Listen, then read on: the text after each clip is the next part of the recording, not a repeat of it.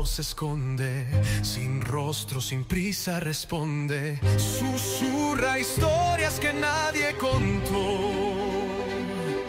secretos del viento, del sueño y del sol. Narrador silente, el relato comienza.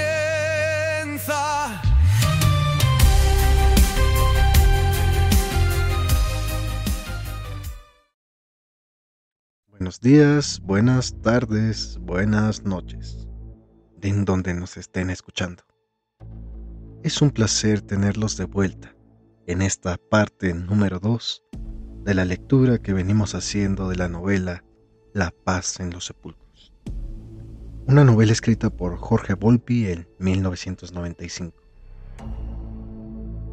Recordando que leemos ahora la edición de enero de 2017. ¿Les parece si comenzamos? La muerte nos iguala a todos. Es el punto final que da sentido al relato. Parte 2. El estado del otro sujeto, la víctima 2, era aún más deplorable. Como si su muerte se debiese a una competencia por alcanzar con mayor precisión y firmeza los límites del dolor. Su cuerpo. Precisemos una parte de su cuerpo, el tórax, los brazos y las piernas, pero no la cabeza. Yacía en el piso como una escultura o un mueble roto. En cualquier caso, nada que pareciese humano. Hecho un ovillo, como recobrando su olvidada posición fetal, o como si se protegiese de una avalancha de golpes y patadas. Permanecía escurrido a un lado de la cama. Solo el cuello tronchado, la ausencia de cabeza y rostro y alma mostraba su verdadera condición. Pero ¿cómo pudo alguien salir del hotel con semejante cargamento? Balbuceó un oficial sin obtener respuesta. Más bien, incitando el espanto de quienes guardamos silencio. Pero era cierto. El asesino o asesinos habían sustraído la pieza cercenada de la habitación. No se habían contentado con torturar y matar a sangre fría a los dos hombres, sino que incluso habían desprovisto a uno de ellos de aquel componente básico. Habían arrancado la cabeza, el alma. Ningún otro indicio pudo hallarse del criminal o criminales. No se descubrieron huellas ni armas. Se habían tratado de una especie de ritual, una ceremonia de tortura, donde las víctimas no habían opuesto ninguna resistencia. ¿Cuánto tiempo pasa antes de que sea revelada la identidad de los sujetos que de pronto saltan a la fama y a la celebridad por haber sido víctimas de un crimen atroz? ¿Cuánto tardan en aparecer los rumores y los chismes? ¿Y cómo se trasladan de un lugar a otro, dueños de una velocidad que iguala el sonido? Como en fin, las noticias se vuelven tema de sobremesa y cómo se agota al cabo de unos días. Resulta increíble comprobar la rapidez con que una pista, una indiscreción, cometida por quien menos tendría que tenerla, se multiplica y se desmadra. De pronto, infinidad de reporteros y fotógrafos corren y se desplazan de un lugar a otro, perfejeando boletines y notas, llamando a sus redacciones para informar lo que nunca debería informarse, para revelar al público, siempre ávido de muertes, los detalles y minucias de sucesos que, por azar, por descuido o por la intervención de ciertas oscuras voluntades, se vuelven noticias.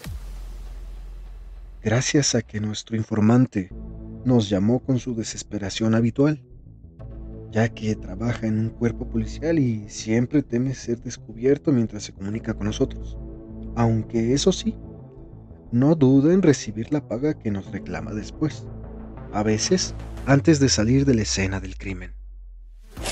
Juan Gaitán y yo fuimos los primeros en conocer la identidad de una de las víctimas.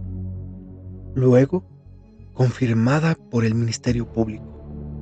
Ahora la noticia no solo sería atroz y tremenda, sino escandalosa, de imprevisibles consecuencias, muy lejana del ámbito de cuchilladas y venganzas entre desconocidos, cuyas muertes, a fin de cuentas, solo importan por el impacto de la violencia y la cantidad de sangre y pesos que arrojan en los periódicos.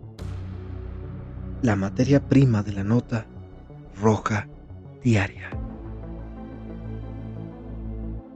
Por el contrario, esta habría de convertirse en la nota más importante de la prensa nacional y aparecería en spots de radio y TV e interrumpiría telenovelas, caricaturas y las olvidadas películas mexicanas de la tarde, para espanto de amas de casa, padres de familia y niños que estarían entreteniéndose con sus propias dosis de violencia.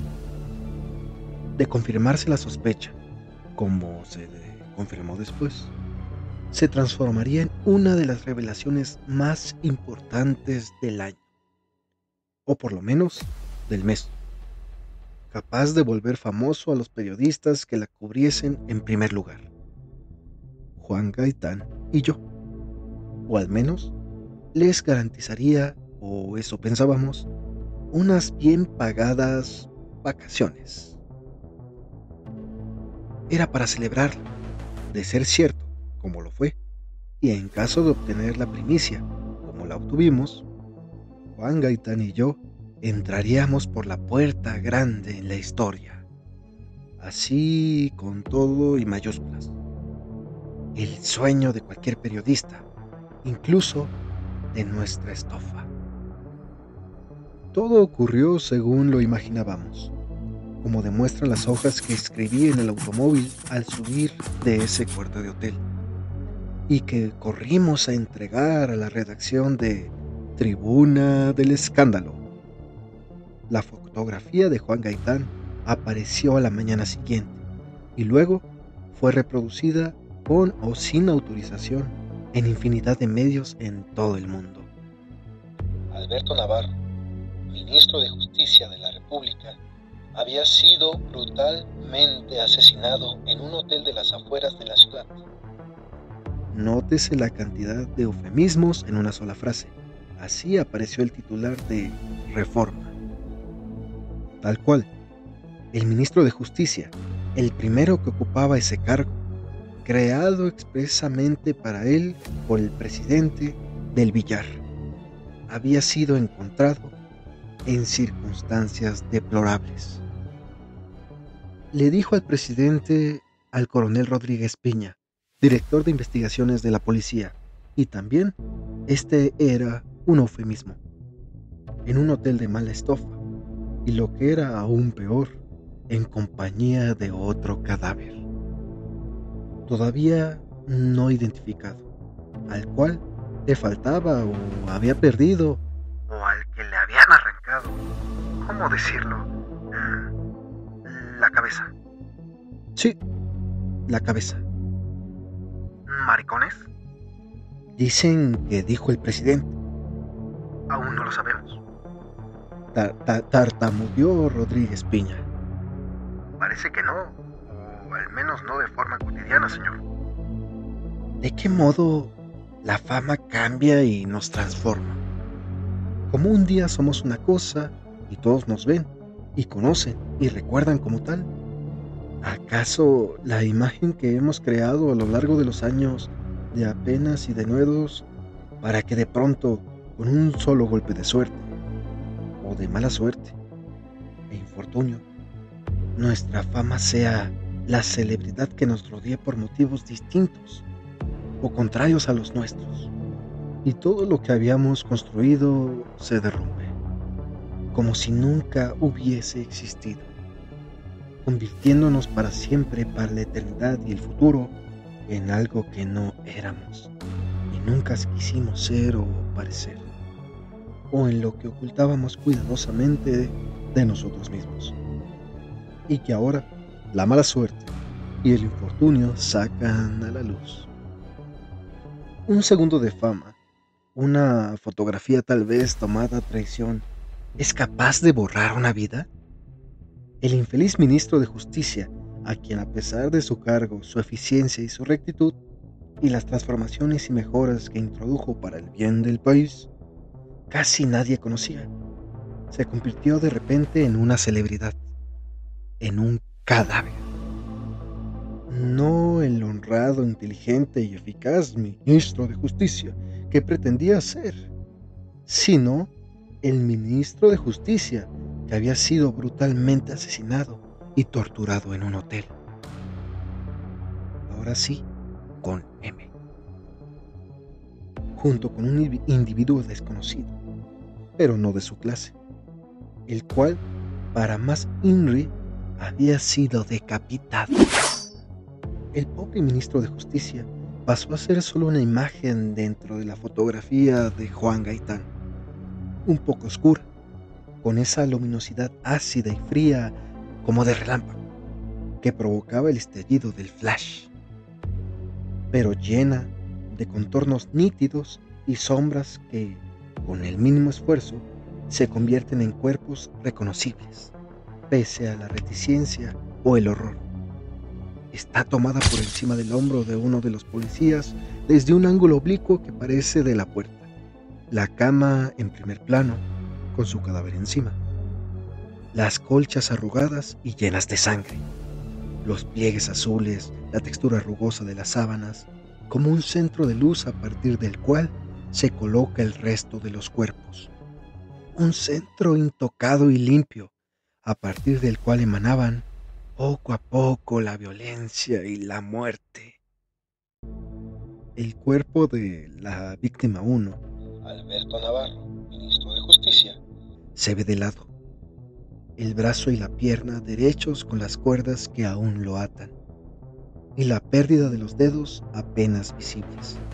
Miembros languidos, blanquecinos, no del todo débiles, de alguien que de joven debió ser fuerte e hizo ejercicio, pero que ahora lo ha dejado, igual que el sol, perdiendo consistentemente también. Se podían apreciar el vientre y el pecho y el cuello llenos de sangre, hundidos como si se tratase de un balón desinflado. El vientre un poco menos, y apenas a contraluz, de otro modo, hubiese resultado, en verdad, demasiado obsceno, incluso para ser publicado en la tribuna del escándalo, el pene erguido cubierto, solo por unos segundos de aquí para siempre, por la funda que le ha colocado encima la mujer policía. Pero la mayor pena y el mayor impacto no lo provocaban la sangre, y las llagas o la indefinible posición del ministro de Justicia, sino su rostro, donde confluyen las miradas y los terrores. Un rostro de cualquier modo nadie, ni siquiera su esposa o su familia, podría reconocer como el del ministro de Justicia, aunque el suyo, como si un pérfido caricaturista hubiera manoseado sus rasgos, exagerándolos hasta lo grotesco, haciéndole perder sus líneas finas y tenues, pero conservando cierto aire inimitable, cierta aura que debajo de los y de las protubeраncias, los moretones, las cortadas y los mechones de cabello, indica que no puede pertenecer más que al ministro. Sus ojos se mantienen abiertos. Nadie se ha atrevido a cerrárselos, ni siquiera la pudorosa mujer policía. Vidrios azulosos, impávidos, detenidos con su última visión, acaso como en las películas, con el rostro y los rasgos de su asesino o asesinos. Ojos sin expresión, vacos y tenues, con un leve fulgor que escapa de los párpados hinchados y púrpuros, de los pómulos rasgados y del mentón torcido. La nariz, por su parte, es un montón de carne, igual que los labios, los cuales no se distinguen debido a la sangre que rodea la boca y la barbilla. La única parte reconocible de Navarro son los dientes y la sonrisa súbita, con su ironía doble y mortal. Esa sonrisa que desde luego ya no le pertenece a él, sino a su cadáver. Esa sonrisa que prueba que aquello que un día fue el hombre recto, que ayudaba a gritar y a guiar los destinos del país, ha dejado de ser. Una burla sádica que no le pertenece al muerto, ni al destino, ni siquiera al homicida, sino a la irracionalidad del mundo, o acaso de nuevo a la mala suerte o al infortunio que han caído ahí, en ese cuarto de hotel o motel, primero sobre las víctimas, quizá también sobre el asesino o asesinos, y por desconcertado, sobre todos los que contemplamos la escena, cerca del borde de la foto, en segundo plano, pero aún iluminado por el flash o los últimos restos de luz que se asoman desde la ventana, el otro cadáver, el medio hombre, un resquicio, una entelequía que nadie quería reconocer como lo que es, un ovillo negro, un hato de ropas negras esparcidas por el suelo. Nunca un cuerpo humano. Pese a su relativo disimulo, la sola presencia de aquella sombra constituye el signo más ominioso, la demostración más clara de que los acontecimientos que han tenido lugar en ese cuarto de hotel no pueden ser sino consecuencias del mal, de los demonios que alguien brutalmente soltó esa noche.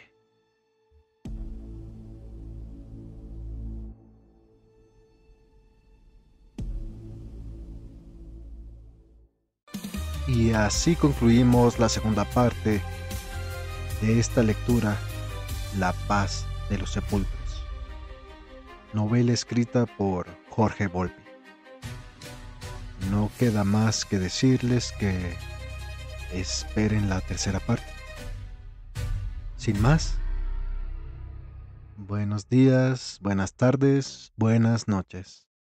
Adiós, narrador silente.